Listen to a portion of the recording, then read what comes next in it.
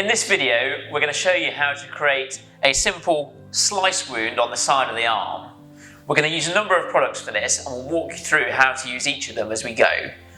First of all, we're going to use our Skin Imitator Prosthetic Gel to kind of create the shape of the wound. That's also going to give us a basic skin tone as well. Next, we're going to use our alcohol activated palettes. So we're going to use the colours in here to just tint the prosthetic and just blend it in with the surrounding skin.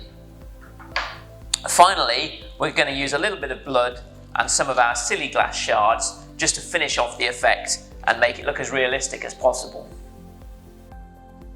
So getting all of our components out onto the board, the part A and B form a 50-50 mix. The part B you actually get two components, this pre-pigmented one and a clear one. And the part C is an optional softener to be used as part of the system. So we're just measuring this by eye, starting to mix our part A and B together, and then we're going to add in our part C softener. You can vary the amount of softener based on what you want your final prosthetic to be like. So now we're applying the silicone to the skin. We want to be as quick as possible at this stage to give us the maximum amount of time to create our effect. So we're spreading it out. Now we're going to work the edges. We want to do this while the silicone is nice and fresh, while it's at its softest. And we're just using a tongue depressor to just drag the silicone and fade it into the surrounding skin. The silicone will self-level, but I'm just making sure to remove any large ripples at this stage. So now we're going to get into creating our effect. We're obviously using a blunt tool as we're against the skin.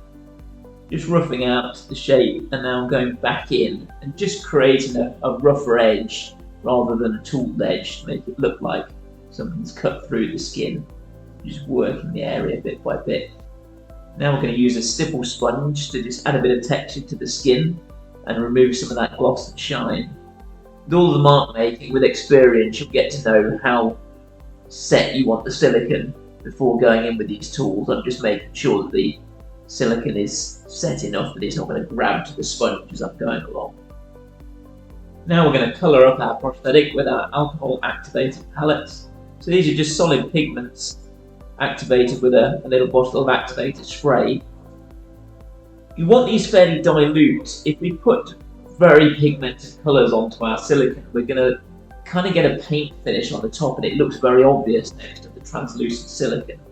So try a little bit out first, try it on a bit of board. We're spritzing the colour on in dots rather than painting with brush strokes, but you can experiment with different effects.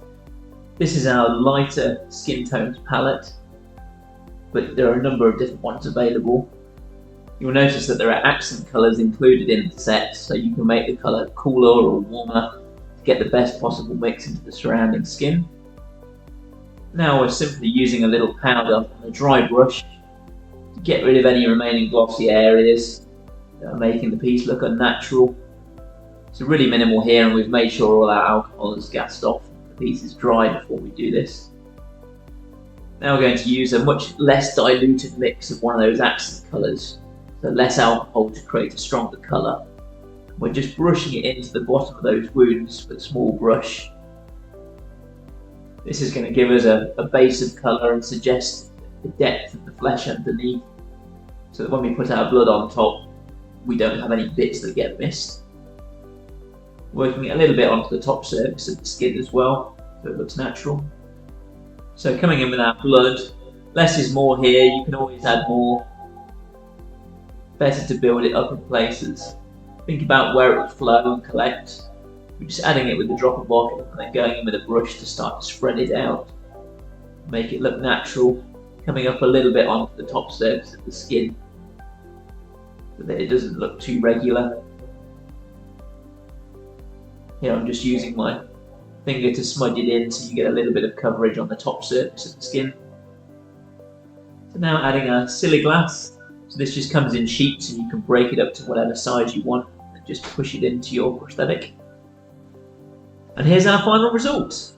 Please remember to like and subscribe for more videos and get in touch to show us your Skin Imitator pieces.